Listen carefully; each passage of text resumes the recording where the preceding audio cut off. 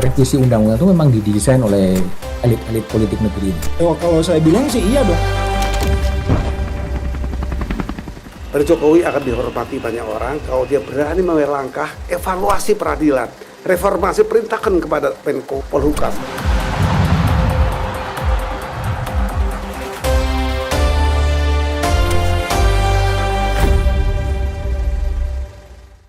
Oke, jumpa lagi dengan Back to BDM.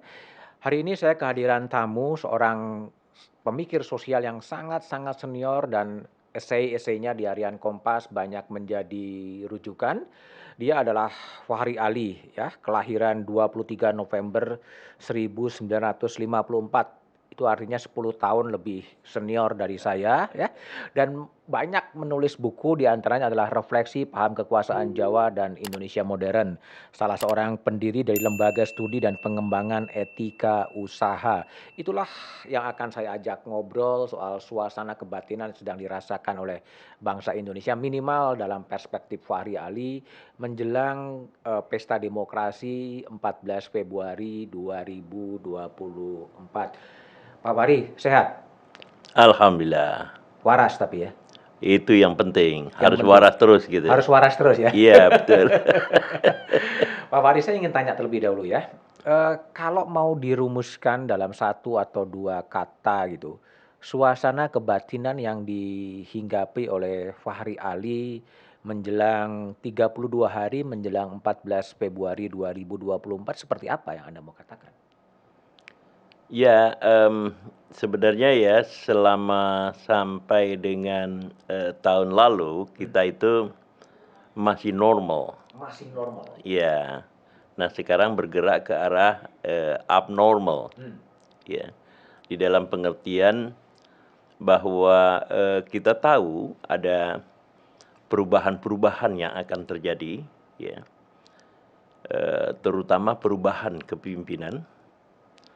Lalu kemudian mungkin juga implikasi pada politik dan ekonomi, dan juga kemudian organisasi, ya. Yang saya maksud organisasi ini adalah kelompok-kelompok yang akan tampil. Tetapi ya kita tidak tahu bagaimana wujud dari perubahan itu dengan pasti, gitu. Nah, terus terang terutama karena proses ya ke arah apa yang saya sebut dengan abnormal itu tadi, itu dimulai dengan keputusan MK. Oke. Gitu ya. Yang saya maksud MK sini adalah Mahkamah Konstitusi. Ya. Yang menimbulkan ya pertanyaan banyak orang, ya, bahwa ternyata keputusan-keputusan yang kita anggap ya, secara konvensional tidak masuk akal, itu dibuat nyata, gitu. Nah, lalu kemudian ada kekuatan-kekuatan masyarakat yang berusaha, kekuatan politik ya, masyarakat yang pertama yang berusaha mengendorse, gitu ya. Jadi memberikan legitimasi terhadap keputusan MK itu. Lalu juga para peneliti ya, yang cermat pada umumnya juga tahu ya, ada keterpaksaan dari kekuatan-kekuatan politik ya, untuk menerima keputusan itu tanpa pertanyaan-pertanyaan apapun, gitu. Nah, yang kemudian membuat rasa abnormality ini tadi kemudian menjadi makin kelam adalah dua kekuatan itu, yaitu kekuatan yang berusaha memanfaatkan keputusan dari Mahkamah Konstitusi yang sangat kontroversial itu, ditambah dengan kekuatan politik yang tidak berdaya dan harus menerima itu. Itulah yang kemudian tampil di dalam atau menjadi salah satu kontestan dari pemilu 2024 ini, gitu. Nah, di dalam situasi inilah ya sebenarnya the sense of abnormality itu bisa bergerak kepada sesuatu yang membuat kita menjadi lebih apa namanya ya, menjadi lebih kalau dalam bahasa ini alam itu menjadi lebih kelam. Lebih kelam. Ya, Lebih kelam ini kira-kira adalah situasi di mana sesuatu yang selama ini diatur dengan baik, dengan aturan legal formal, kemudian ditabrak, diubah secara vulgar lewat putusan Mahkamah Konstitusi dan kemudian mengacak-ngacak semuanya. ya. Jadi terjadi reordering ya. Reordering. Ya, jadi penyusunan kembali kekuatan-kekuatan politik yang sebenarnya sekali lagi saya katakan dalam bahasa yang konstruktif ya, tidak konvensional gitu. Jadi maksudnya kalau misalnya kita melihat ya bagaimana kekuatan-kekuatan yang dulu ya related closely to New Order ya, kepada Orde Baru ya, kekuatan-kekuatan yang nempel pada Orde Baru itu kemudian justru diangkat menjadi salah satu pemuka kekuatan politik di Indonesia. Lalu kemudian korban-korban Orde Baru itu relatif makin tersingkir gitu. At least posisinya tidak lagi dominan gitu. Nah, ini saya berbicara misalnya kepada seorang tokoh gitu dan partai gitu. Anda tahu maksud saya, partainya adalah Golkar gitu. Lalu kemudian tokohnya ini adalah Prabowo. Dua-duanya itu adalah reproduksi Orde Baru gitu. Nah, lalu kemudian kekuatan yang dulu menjadi korban Orde Baru yang sejak 1999 itu naik menjadi dominan, sekarang berada di dalam posisi yang defensif. Itulah PDIP gitu. Lalu kemudian kekuatan mahasiswa ya itu mengalami depolitisasi gitu. Nah, sehingga kemudian secara psikologis ya PDIP itu merasa dia ya merasa staying alone. Staying alone. Ya, merasa sendiri tanpa teman gitu. Kenapa? Karena partai-partai yang ada di sekitar dia pun sebenarnya bukanlah partai-partai yang cukup kuat untuk mendukung. Jadi P3 ya, Partai Persatuan Pembangunan yang sudah agak terpreteli ya pada tingkat kepemimpinan. Lalu kemudian ada partai baru yang bukan merupakan partai parlemen, yaitu Hanura ya. Hanura, terus satu lagi Perindo gitu. Nah, jadi kalau kemudian kita melihat ya seruan Mbak Mega kemarin ya, Megawati saya maksud, Megawati Soekarno Putri, Ketua Umum Partai Demokrasi Indonesia Perjuangan, kemarin berpidato untuk memperingati ulang tahun partai maksud saya. Di situ itu adalah suara yang memperlihatkan sikap defensif gitu. Jadi bukan sebuah tindakan ya yang secara psikologis progresif gitu. Karena itu kekuatan utama ya yang sebelumnya menyangga dia at least selama 10 tahun belakangan ini itu tiba-tiba sudah tidak lagi bersama dia gitu. Nah, tetapi pada saat yang sama ya kekuatan-kekuatan lama ini agak menarik. Yang saya maksudkan kekuatan lama ini adalah kekuatan yang dibangun oleh Presiden Soeharto ya. Sebelumnya itu justru mengalami revival. Ya. Itulah yang saya katakan dua itu tadi. Pertama adalah partai yang dipimpin oleh Prabowo Subianto. Lalu yang kedua adalah partai yang dipimpin oleh sahabat saya juga, Airlangga Hartarto, yaitu Golkar gitu. Nah, tokoh utama di balik ya reordering political forces ini itu adalah Jokowi. Sebagai tokoh yang sejak misalnya kalau kita lihat dalam sejarah politik ya antara orde baru dengan non orde baru, maksudnya non orde baru adalah reformasi, itu susah diidentifikasikan, gitu. Di dalam pengertian susah diidentifikasikan adalah posisi politiknya, gitu. Posisi kekuatan politiknya, ya dia hanya seorang wali kota, ya, ya yang apa namanya unknown, gitu, yang dianggap bukan merupakan ancaman, gitu. Nah, saya katakan bukan merupakan ancaman ini dengan dua fakta, ya. Fakta pertama adalah ketika dia mengintrodusir, ya, sebuah mobil SMK yang kemudian mendapat dukungan rakyat, mendapat dukungan kekuatan-kekuatan politik, termasuk ketua DPR pada waktu itu. Ketua DPR adalah tokoh dari mana, Golkar, ya. Setelah Akbar Tanjung, saya lupa siapa namanya. Oke. Nah, dia kemudian saya akan pesan 100 mobil itu, kata dia, gitu. Nah, pesan 100 itu dia tidak pernah membayangkan bahwa someday justru Jokowi tampil sebagai raksasa, gitu. Jadi ketika dia mengatakan saya pesan 100, itu dia menganggap bahwa Jokowi bukanlah tandingan apa-apa, gitu. Dia memang populer tetapi tetap merupakan tokoh lokal, gitu.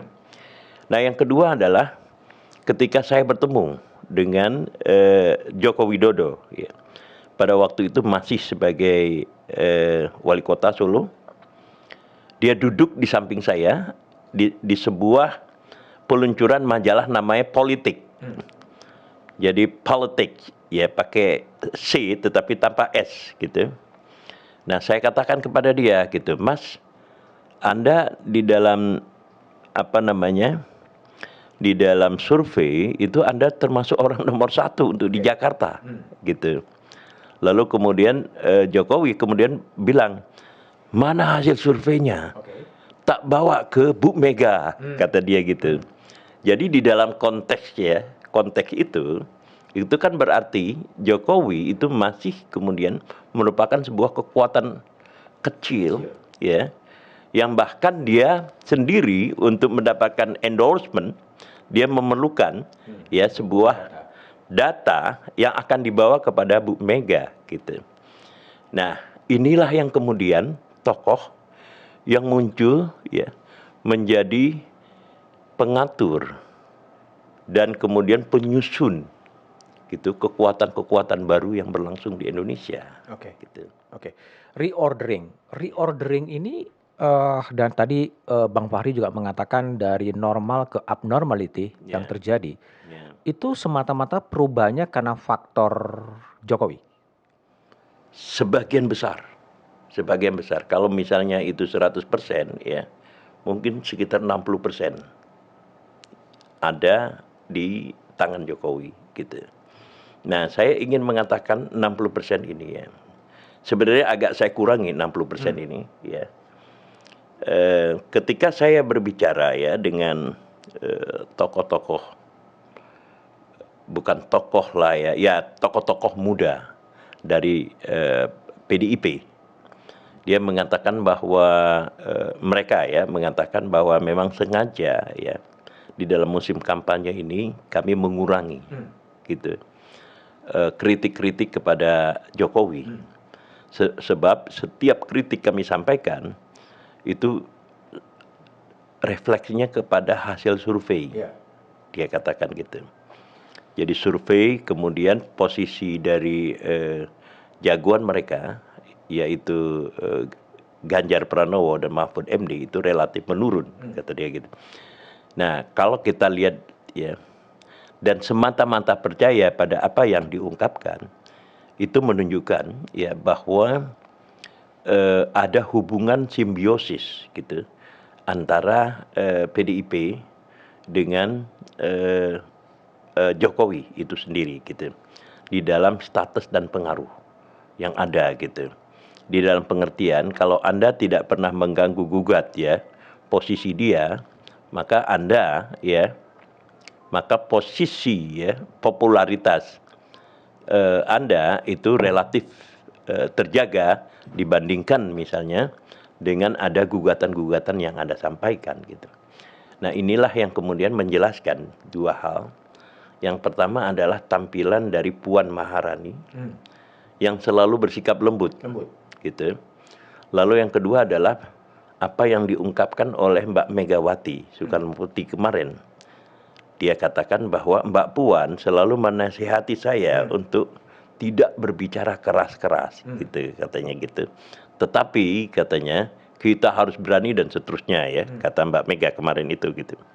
Nah, jadi ya di dalam konteks ini Jokowi itu entah mengapa itu memang ada di dalam sebuah posisi yang cukup influential ya politically gitu, secara politik. Artinya beliau telah menjadi sebuah the most powerful politician di Indonesia sekarang? Ya, bisa jadi seperti itu juga ya. Tetapi begini, harus kita pisahkan ya. Pertama adalah pesona personal gitu. Yang kedua adalah otoritas yang dia miliki gitu. Itu dua hal yang harus kita pisahkan. Kalau yang pertama tadi yang saya bicarakan itu adalah persona personal gitu ya. Jadi personal influence ya within political realm of Indonesia gitu. Itu yang pertama. Nah, jadi naik turunnya gitu sebuah partai politik itu ditentukan apakah gitu partai politik itu atau pasangan kandidat ya calon presiden itu melakukan kritik atau tidak kepada Jokowi gitu. Itu pertama. Itu yang saya maksud dengan personal influence gitu. Nah, yang kedua adalah otoritas resmi yang dia miliki. Yang juga mengalami gitu reordering much earlier, lebih awal gitu. Yaitu penundaan pemilu kada seluruh Indonesia gitu. Sampai kemudian as a president ya sebagai presiden dia punya otoritas untuk menunjuk PLT gubernur, bupati dan wali kota seluruh Indonesia gitu. Until the second gitu sampai dengan detik ini. Gitu. Nah, sehingga kemudian mereka bukanlah ya di-elected people. Mereka tidak dipilih ya, melainkan appointed by the president, ditunjuk oleh presiden. Dan karena itu ada hubungan yang bersifat hierarkis secara psikologis gitu antara presiden dengan mereka yang ditunjuk gitu. Nah, yang kedua adalah penjenjangan di dalam kelompok-kelompok atau kekuatan-kekuatan yang punya hak secara resmi ya menggunakan senjata atau kekerasan. Ini saya pakai bahasa sosiologis dari Max Weber ya. Gitu. Jadi mereka yang mempunyai ya secara undang-undang diberi hak gitu menggunakan violence ya kekerasan. Dalam konteks ini adalah TNI dan polisi gitu. Nah, lalu kemudian perjenjangan karir dari masing-masing pimpinan puncak ini itu kelihatannya juga ya mengalami ya sebuah proses ya perencanaan tertentu gitu. Sehingga kemudian di ujungnya itu yang muncul sebagai pemimpin puncak itu adalah tokoh-tokoh ya yang secara kebudayaan gitu itu berbagi bersama dengan presiden gitu. Baik itu di TNI maupun di Polri di sini gitu. Nah, jadi otoritas dari Presiden Jokowi itu tadi saya katakan adalah otoritas menunjuk pemimpin-pemimpin sementara ya apa yang disebut dengan PLT bagi gubernur, bupati dan wali kota seluruh Indonesia. Lalu pada saat yang sama dua kekuatan atau lembaga ya tadi yaitu TNI dan Polri juga ditunjuk ya, dan kemudian berbagi ya, berbagi pandangan yang sama, berbagi kebudayaan yang sama, budaya yang sama dengan Jokowi, sehingga kemudian otoritas resmi yang dimiliki oleh Presiden Jokowi itu bergabung dengan apa yang saya sebut tadi personal influence gitu ya, within political realm gitu. Inilah yang menyebabkan Jokowi muncul ya sebagai, sering saya katakan, raksasa politik. Raksasa politik. Ya, di Oke. Indonesia gitu. Oke. Bang Fahri, kalau kita lihat ya, kalau kita membaca approval rating terhadap Presiden Jokowi, itu kan Iya. cukup tinggi. Ya. Ya, cukup tinggi mungkin di negara-negara lain sama dengan Narendra Modi di India gitu kan. Ya. Tetapi kalau kita lihat fenomena-fenomena yang ada di kelas menengah, di kalangan scholar gitu, Ya. kritik-kritik terhadap political behavior juga sangat keras soal Iya. demokrasi, soal mengakali hukum dan lain sebagainya. Ya. Nah, gimana mengkaitkan antara kegelisahan dari kelas menengah termasuk Pak Iya. Fahri dengan tingkat approval rating yang cukup tinggi menurut Iya. lembaga-lembaga survei? Bagaimana menjelaskan dua lapis itu, Iya. approval rating sang populer, Ya. tetapi kritik-kritik dari kelas menengah cukup signifikan. Ya, jadi begini, saya sebenarnya sudah 3 bulan ini itu merenungkan itu. Dan saya akan menulis di Kompas Oke. tentang ini ya. Saya sudah membaca ya misalnya tulisan buku yang sangat bagus, Elson ya. Elson. Dia seorang sejarawan. The idea of Indonesia ya. Di situ akan saya gunakan sebagai pijakan gitu.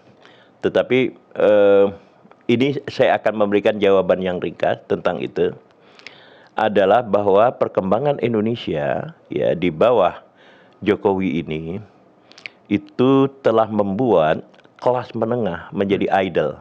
Kelas menengah menjadi idol. Idol gitu. Jadi secara organik mereka tidak terhubung ya kepada kekuatan pusat gitu. Nah, yang saya maksud kekuatan pusat adalah mereka ya kelompok-kelompok yang punya otoritas mengambil keputusan pada tingkat nasional gitu.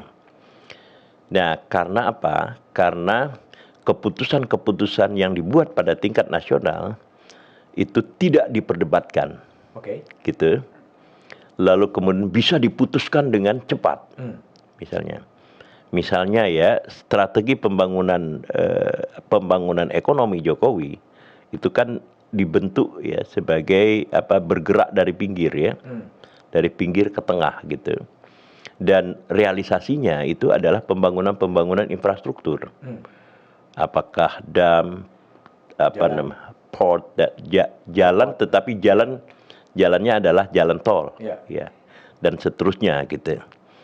Nah, lalu kemudian ketika itu hasil-hasilnya diekspos, itu juga tidak memerlukan perdebatan, gitu.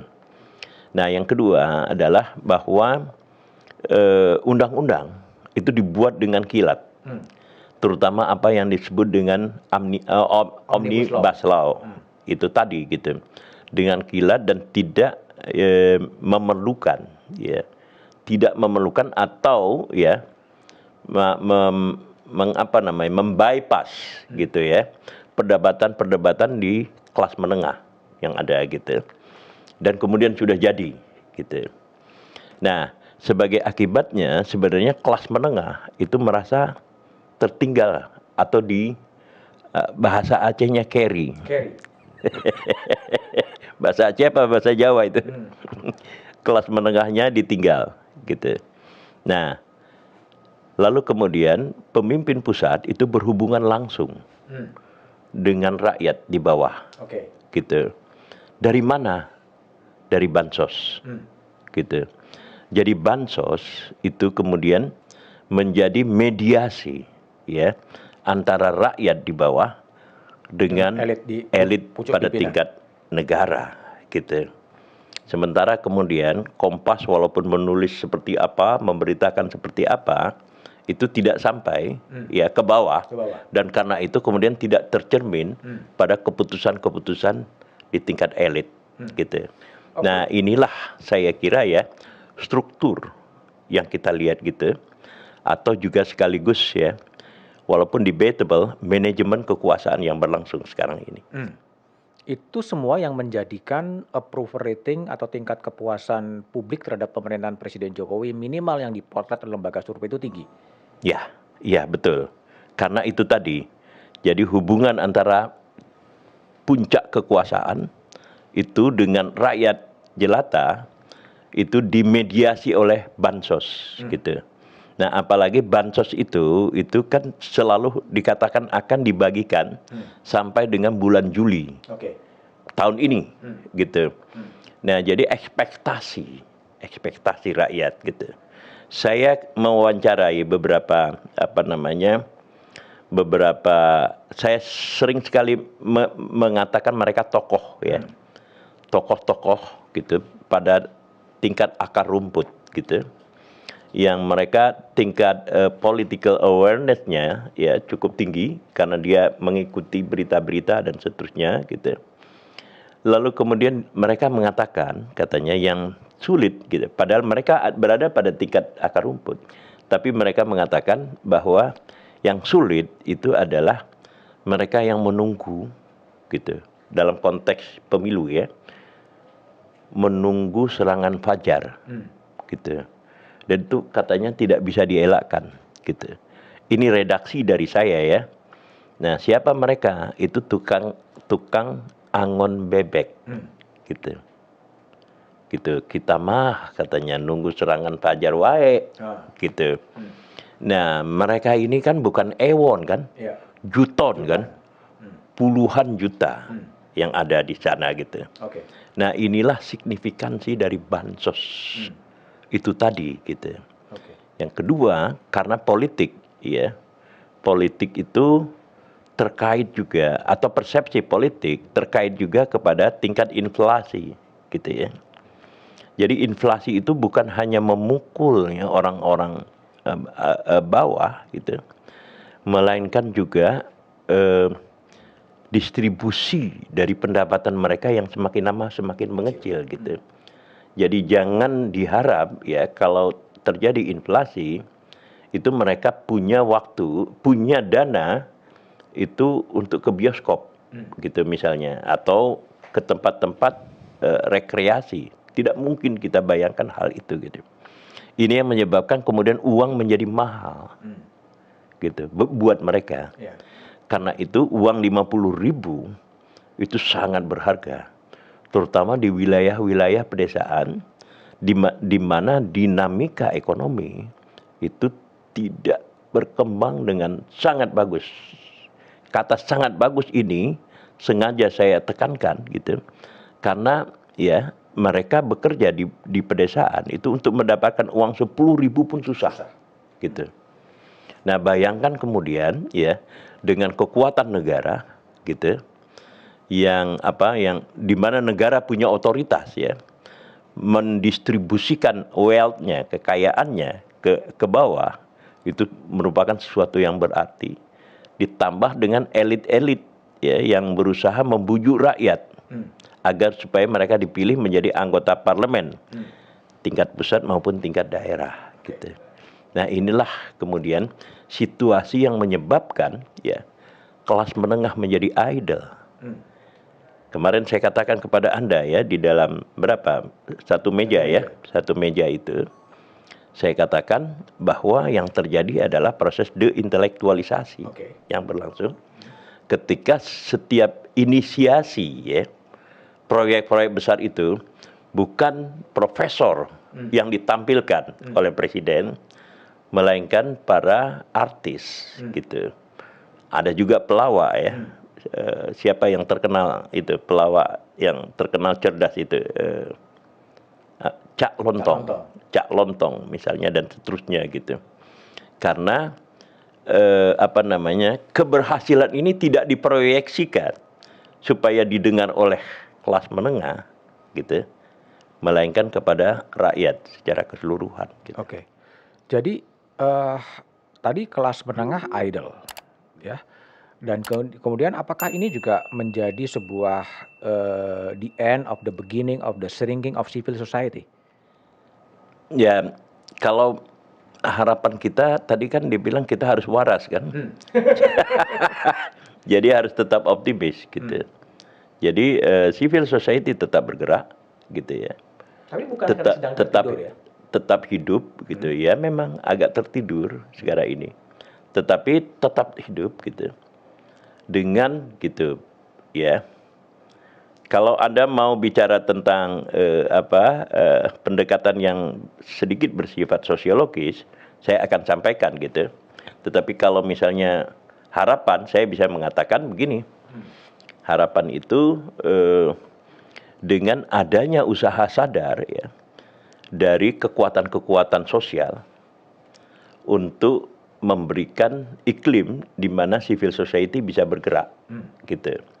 Nah, usaha sadar dari kekuatan-kekuatan sosial itu adalah termasuk misalnya Kompas, TV Kompas, TV lain dan segala macam yang ada dan universitas gitu.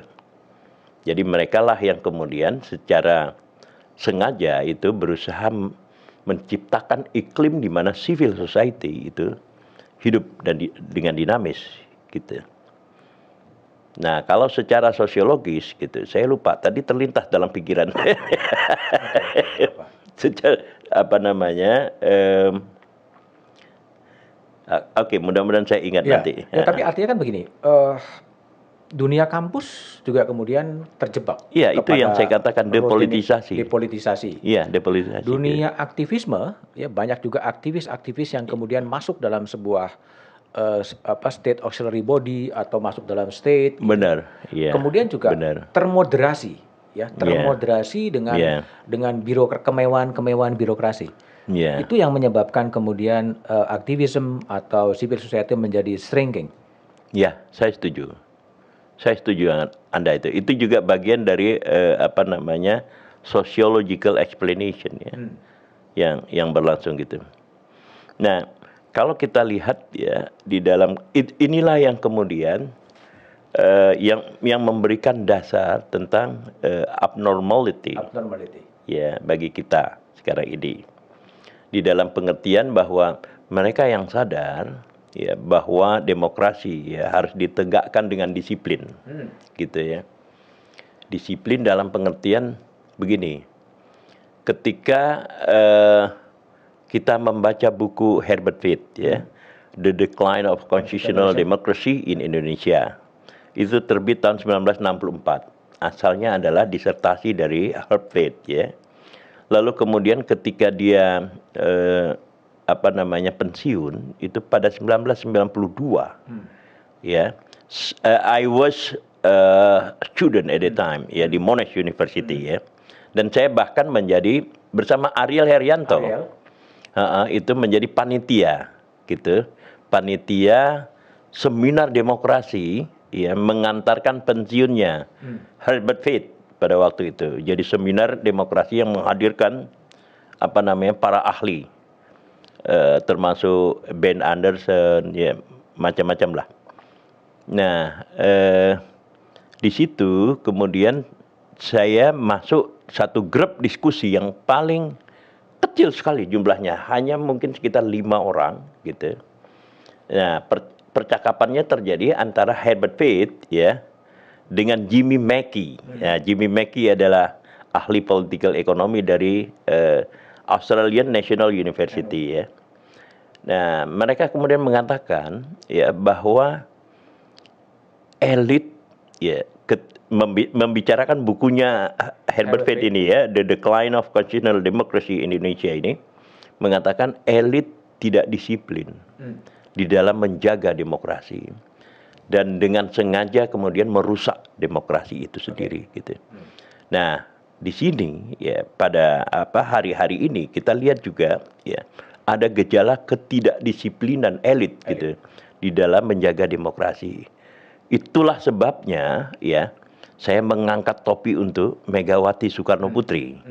Itulah sebabnya saya menulis di Kompas ya Megawati sebagai perempuan terkuat di dunia karena saya memberikan apresiasi kepada Megawati yang dengan kekuatannya sendiri ya, plus ya her political party itu menolak seluruh rekayasa untuk ya mengundurkan pemilu maupun ya gagasan-gagasan 3 periode gitu. Andai kata misalnya Megawati tidak berbicara gitu, maka mungkin ya usaha apa yang disebut dengan Jamie Mackey tadi ya, elit yang tidak disiplin dengan demokrasi itu bisa berlangsung. Even saya kira kekuatan-kekuatan seperti misalnya Surya Paloh pun pada waktu itu belum bicara.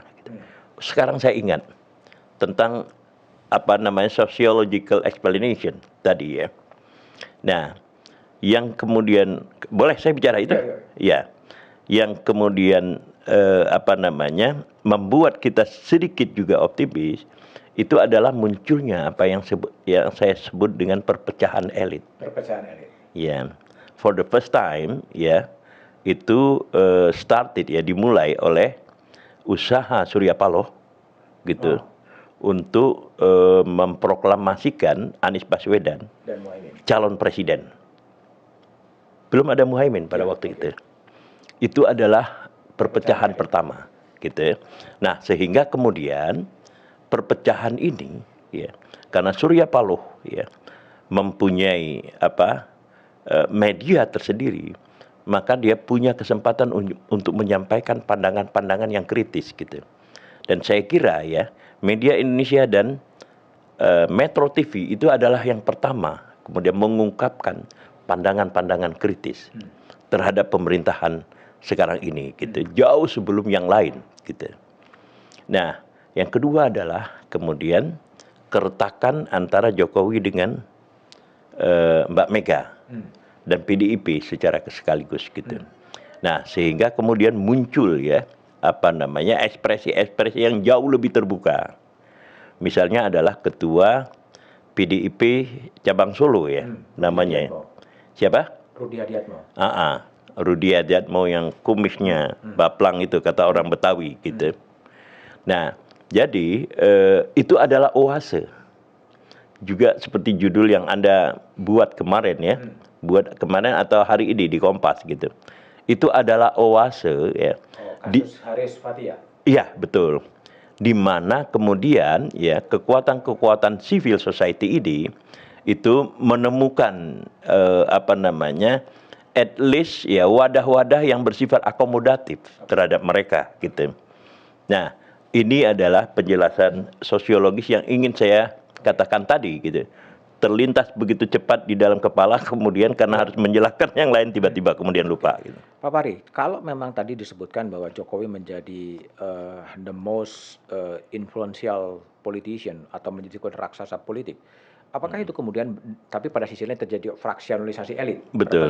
elit. Yeah. Apakah kemudian bisa diartikan bahwa siapapun yang akan di-endorse oleh Presiden Jokowi akan bisa memenangkan pemilu di 2024? Ya, itu dia. Jadi pertanyaan teoritisnya itu adalah apakah ya posisi yang sangat berpengaruh ya secara politik Jokowi ini bisa diterjemahkan menjadi ya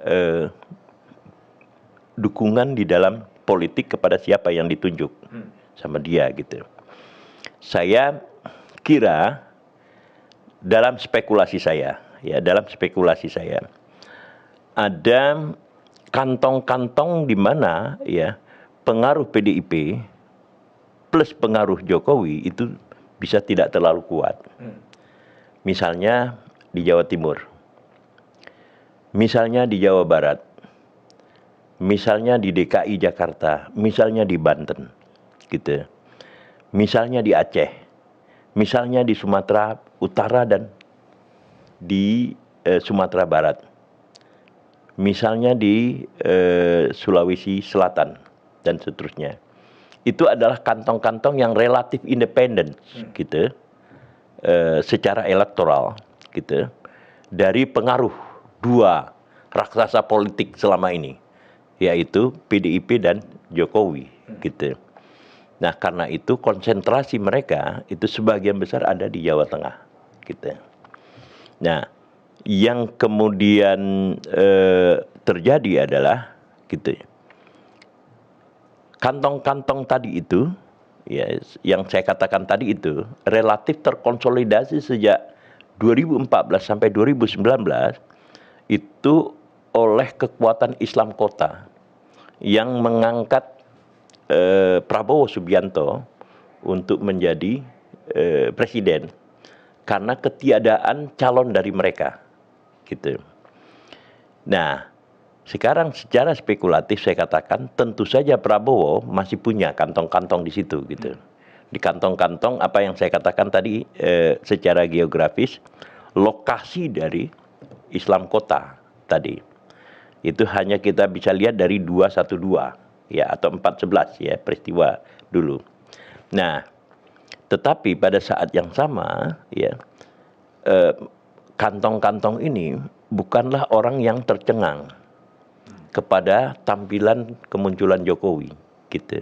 Dan karena itu mereka relatif tidak punya alasan gitu untuk menerjemahkan pengaruh Jokowi ini kepada bilangan elektoral gitu. Nah, yang kedua, saya katakan kemunculan Muhaimin gitu ya.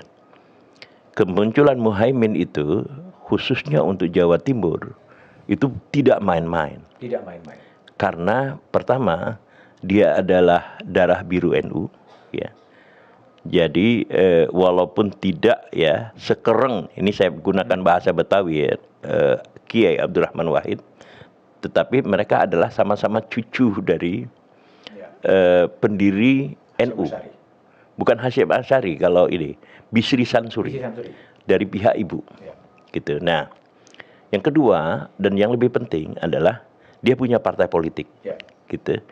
Nah, partai politik ini itu hidup dan menghidupkan NU di tingkat-tingkat cabang karena sumbangan dari anggota-anggota DPR PKB yang diberikan gitu. Nah, yang ketiga adalah ada semangat mengatakan kapan lagi gitu NU ini memimpin gitu. Nah, jadi ada hal-hal yang bersifat irasional ya. Tetapi group identity ini mempengaruhi political behavior mereka gitu. Nah, sehingga kemudian Jawa Timur itu relatif bisa ternetralisasi dari personal influence Jokowi di dalam konteks ini gitu. Itulah sebabnya kemudian kenapa Khafifah harus diterjunkan gitu. Seperti yang dinyatakan beberapa hari terakhir ini gitu. Harus diterjunkan sebagai usaha ya atau sebagai menghadirkan political contender gitu bagi Muhaimin gitu. Kalau boleh saya baca dari penjelasan Pak Fahri adalah belum tentu bahwa siapapun yang akan di-endorse oleh Presiden Jokowi akan memenangkan election di 2024. Betul, ya. Jadi masih banyak variabel-variabel yang termasuk yang irasional atau emosional tadi. Betul ya. Oke. Iya. Nah, kalau kita lihat sekarang ya, hari ini di Kompas juga ada pertemuan sejumlah tokoh bangsa ya, termasuk Bu Sinta Nuriyah, ya, kemudian Lukman Hakim Saifuddin, kemudian Kardinal Suaryo, ya, yang bertemu dengan Wakil Presiden.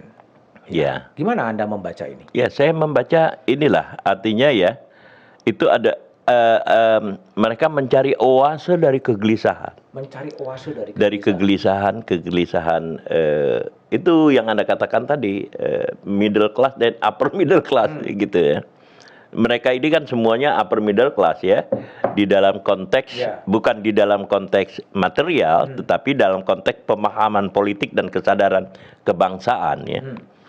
Nah, dan sebenarnya itu adalah pengulangan yang terjadi ketika tokoh-tokoh apa yang juga disebut dengan tokoh-tokoh bangsa datang kepada Kiai Mustafa Bisri gitu. Nah, Ma'ruf Amin sendiri ya, Kiai Ma'ruf Amin sebagai dalam konteks ini apakah dia sebagai wapres atau tidak itu tidak penting ya. Tetapi dalam beberapa pernyataan-pernyataan yang disampaikan, ya saya kira selama 1,5 bulan belakangan ini itu menunjukkan bahwa dia menginginkan ya aparat negara itu netral, gitu. Dia tidak menyebut orang, tetapi aparat negara harus netral, gitu. Nah, di dalam konteks ini, ya kita bisa mengasumsikan, terutama di dalam pemilu 2024 ini, itu pandangan antara presiden dengan wakil presiden tidak sama, di dalam hal persoalan praktek, ya. Praktek dari kata atau konsep netralitas itu, gitu. Sebab untuk Presiden Jokowi kita lihat ya, di samping ada putranya ya yang maju menjadi calon wakil presiden, juga pertemuan-pertemuan yang dilakukan oleh Presiden dengan Prabowo maupun partai-partai ya yang menjadi anggota koalisi Prabowo itu sendiri, gitu. Prabowo Gibran, gitu. Nah, jadi Pak Ma'ruf Amin sebagai Wapres itu telah memperlihatkan ya sebuah pandangan yang sangat distintif yang tidak bisa kita bayangkan sebelumnya bahwa itu akan dilakukan oleh seorang Wapres, gitu. Dan itu menjadi sesuatu yang lebih baik, menjadi semacam check and balance. Ya, itu oase saya katakan tadi ya. Kalau kemudian Anda bertanya tadi tentang kelas civil society, itu juga bagian dari oase. At least mereka melihat bahwa ya ada bagian dari negara yang masih membagi pandangan yang sama, membagi ya pandangan dan kegelisahan yang sama tentang situasi yang abnormal yang berlangsung sekarang ini, gitu. Pak Fahri kan di awal-awal kan juga menjadi pendukung daihatnya Pak Jokowi. Betul. Oke. Ya. Sekarang dengan perkembangan dalam sebulan atau 2 bulan belakangan, Anda sudah bisa menebak bahwa Pak Jokowi akan melakukan seperti yang kita ketahui bersama? Ya. Jadi kalau flashback ya, tulisan-tulisan saya di Kompas itu kan tulisan-tulisan yang memberikan frasa baru ya. Misalnya saya katakan post elite leader ya, Pak Jokowi itu pemimpin pasca elit. Lalu kemudian saya juga lah yang memperkenalkan Jokowinomics ya. Berapa kali tulisan saya sampaikan di Kompas.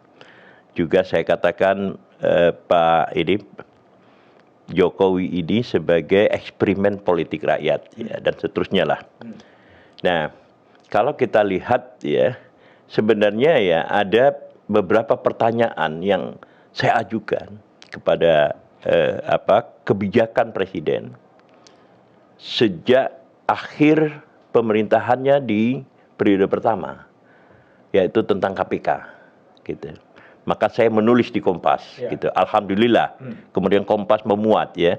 Saya kasih judul tulisan saya itu adalah Novel Baswedan dan Revolusi Mental. 23 Agustus 2018. Ya, 2018 ya. Okay.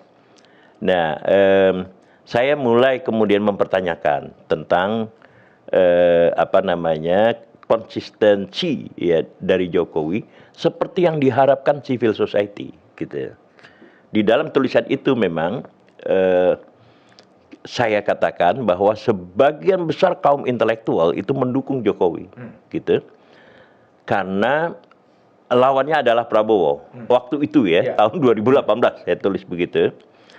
Dan kaum intelektual merumuskan dukungannya kepada Jokowi itu karena merasa ya tidak mungkin menitipkan demokrasi ya kepada seorang anggota militer yang seluruh karirnya ya sampai ke puncak itu berlangsung pada masa Orde Baru. Sebab masa Orde Baru itu tidak ada akar-akar demokrasi. Ini tambahan dari saya ya, bukan tambahan dari tulisan, gitu. Nah, itu yang saya katakan, gitu. Nah, yang mengejutkan sekarang ini adalah bahwa Presiden Jokowi justru melakukan endorsement terhadap Prabowo, gitu. Sesuatu yang bertentangan dengan tulisan yang saya buat pada 2018 itu, gitu. Anda sebagai scholar, sebagai orang yang mengendorse Jokowi, ya gelo lah. Gelo. Kenapa gelo? Ya, seharusnya ya dia bergerak sesuai dengan dukungan-dukungan yang kita berikan untuk melanjutkan reformasi yang berlangsung gitu. Oke. Nah, reformasi kita menganggap dulu ketika Jokowi ya terpilih ya menjadi presiden, itu adalah pendalaman reformasi di dalam pengertian bahwa elit gitu yang selama ini ya dominan dari segi politik, ekonomi dan segala macam itu bisa terkesampingkan dengan memunculkan Jokowi sebagai representasi dan simbol wong cilik pada waktu itu. Itu kan dahsyat sekali kan. Sudah reformasi dari segi politik, lalu kemudian reformasi dari segi pimpinan nasional ya. Tapi Pada sekarang waktu kembali itu kepada gitu. elit lagi. Nah, jadi Jokowi telah menjadi elit sekarang ini. Saya pernah membuat konten bagaimana membedakan antara Jokowi dengan anaknya Kaisang Pangarep gitu. Saya katakan Jokowi itu adalah citizen, lalu kemudian Kaisang Pangarep itu adalah netizen, ya, yang secara struktural itu sangat berbeda satu sama lain gitu. Oke.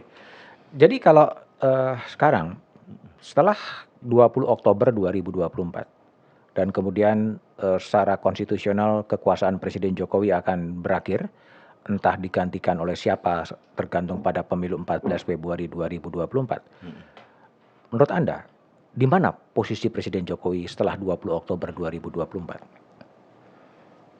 Ya, ini sebenarnya agak dilematis juga ya, walaupun tetap spekulatif gitu ya. Memang pertanyaan-pertanyaannya apakah andai kata misalnya tokoh yang di-endorse ya oleh Presiden Jokowi yaitu Prabowo itu masih cukup ya bersedia memegang janji-janjinya gitu. Karena begini, ini juga begini. Kalau kita lihat pada sejarah 2014, tentu saja kemudian masih berlanjut pada 2024 ya, akan 2024 ini. Hubungan antara Presiden Jokowi dengan Mbak Megawati gitu.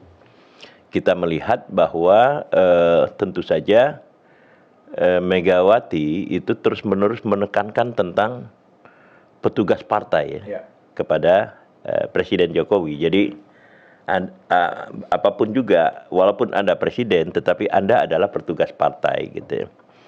Nah, untuk mengambil keputusan-keputusan gitu, maka pandangan-pandangan ketua umum partai yang mendukung Anda itu harus diakomodasi, didengar gitu. Tetapi lama-lama kemudian Presiden Jokowi kan mengatakan yang presiden kan saya, walaupun tidak pernah diungkapkan gitu. Nah, pertanyaannya itu tadi yang saya katakan tadi spekulatif.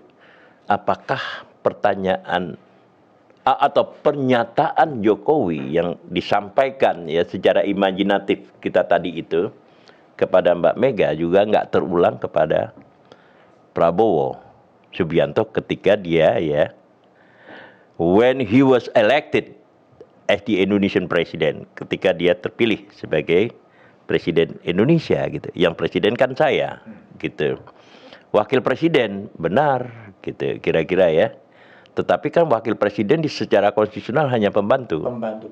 Pembantu presiden gitu. Nah, itu yang saya katakan tadi bahwa nasib Presiden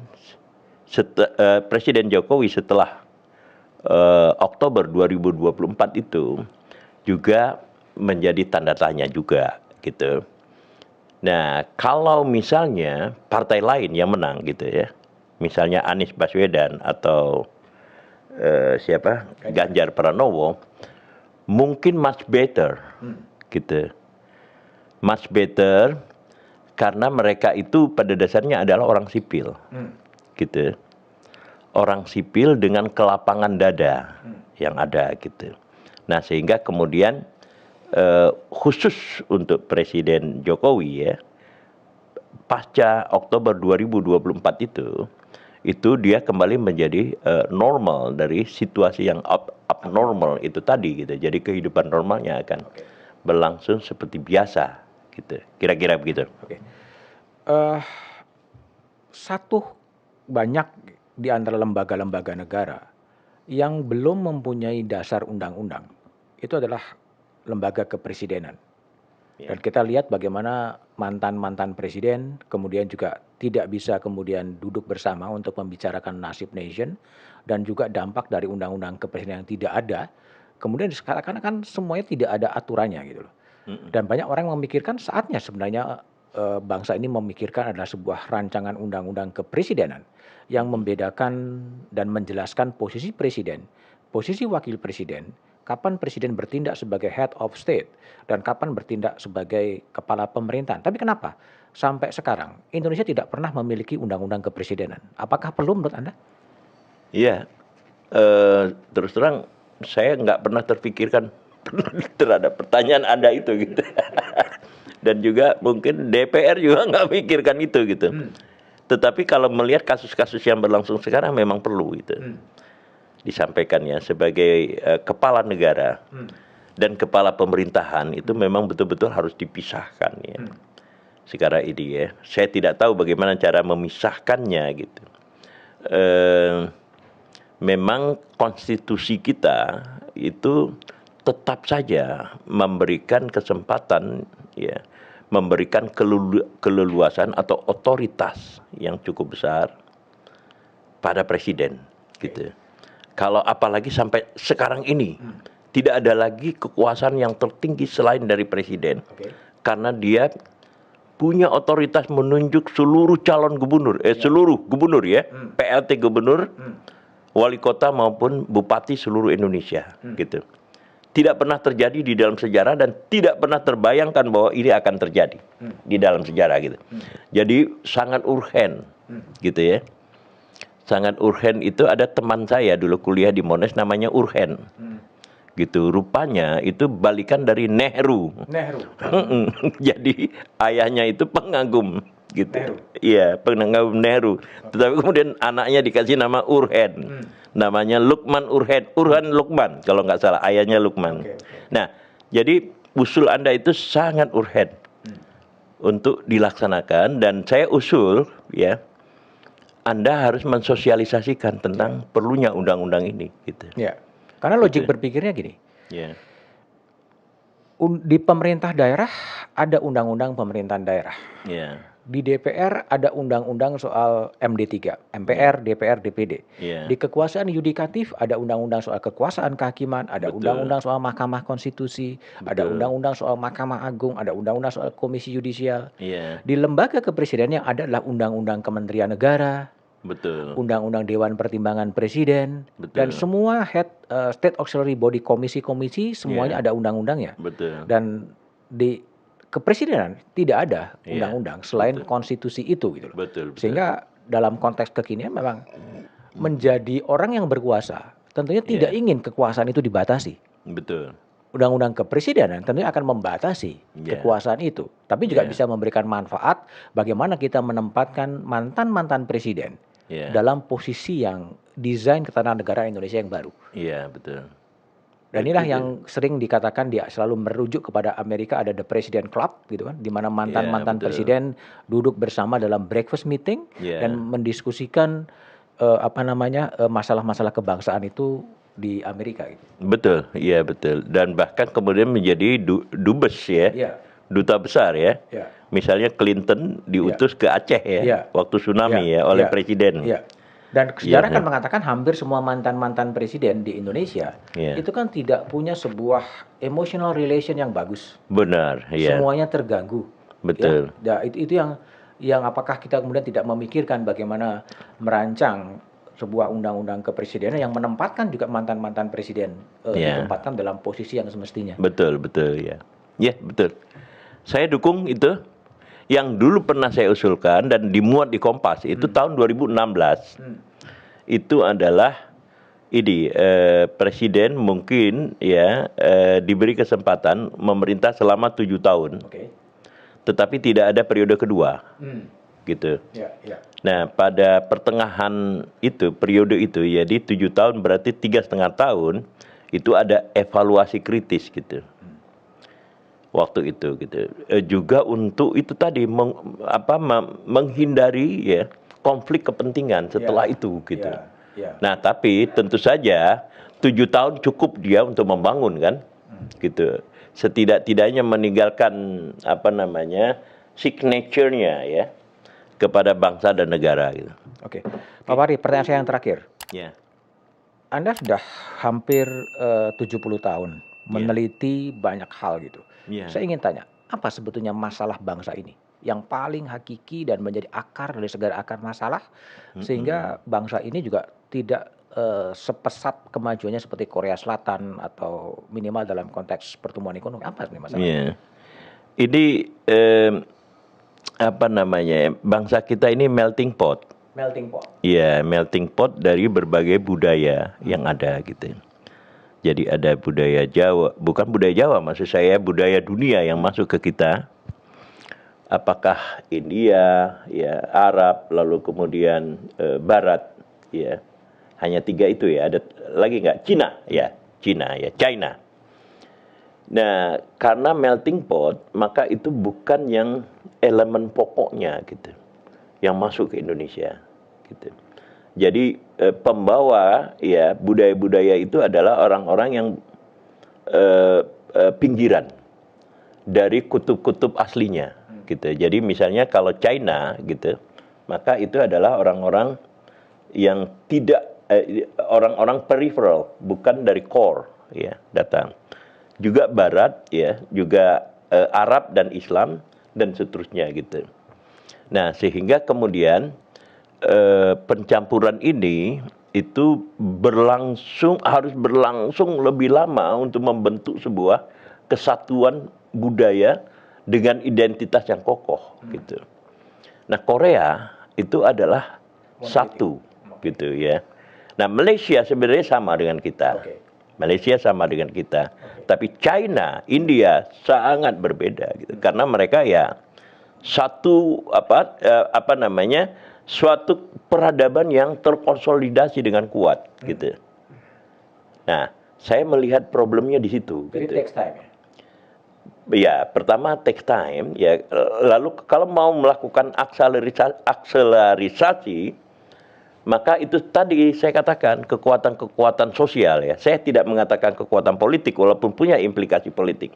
Kekuatan-kekuatan sosial, ya, seperti Kompas misalnya. Kompas yang saya bayangkan adalah kompasnya Pak Yaakob Utama, ya, dengan kekuatan-kekuatan modal lainnya itu mempercepat gitu. Ada sebuah pengorganisasian kekuatan-kekuatan itu untuk mempercepat itu jadinya gitu. Nah, tapi proyek yang semacam ini di dalam spekulasi saya agak urung terjadi karena perubahan basis artikulasi ekonomi, gitu. Ketika kemudian artikulasi ekonomi kian tergantung kepada digital, gitu. Maka kemudian kekuatan-kekuatan ide menjadi relatif tidak terlalu penting. Ide yang dimaksud adalah ide menjawab pertanyaan Anda itu tadi, gitu.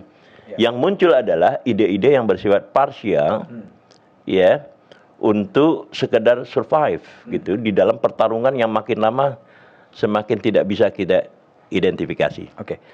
The last question. Apa impian Fahri Ali soal Indonesia ketika bangsa ini berusia 100 tahun? Demokrasi, gitu. The genuine democracy, gitu. Dan ini ya, tetap saja gloomy ya, karena model kita, ya, kita walaupun selalu kita kritik, model kita adalah Amerika, gitu, dan Eropa Barat, gitu. Saya pernah berdebat dengan Kang Jalal dulu itu, tahun 1980-an. Itu saya itu saksinya itu adalah Pipip Ahmad Rifai, sekarang doktor dan dosen di Paramadina. Jadi Kang Jalal waktu itu pengagum revolusi Iran kan, gitu. Saya katakan, saya tidak suka kepada revolusi Iran itu karena siapa yang menjamin bahwa Khomeini itu meminta untuk membunuh Sadek Ghosbadeh itu on behalf of the God, atas nama Tuhan, gitu. Nggak ada yang bisa dikoreksi, gitu. Tapi kalau demokrasi saya bilang bisa. Oke. Gitu saya katakan. Nah, tapi demokrasi yang kita harapkan itu adalah seperti di Amerika, bukan Amerika malah, Eropa Barat. Swedia, saya katakan, dan beberapa negara lain gitu. Nah, itu gitu. Kenapa saya katakan gloomy? Karena itu tadi gitu. Justru di Amerika yang muncul itu adalah juga demagog. Demagog. Iya, gitu. Dan sekarang makin lama makin kuat posisinya berhadapan dengan Biden yang juga lemah gitu. Jadi itu kira-kira Oke. impian saya. Gitu. Impian Anda dan Anda optimis. Gloomy. Dengan masa gloomy. Kecuali itu tadi. Oke. Pemimpinnya yang akan lahir 2024 ini itu yang akan menentukan demokrasi kita gitu. Oke, Fahri Ali, Ya. terima kasih.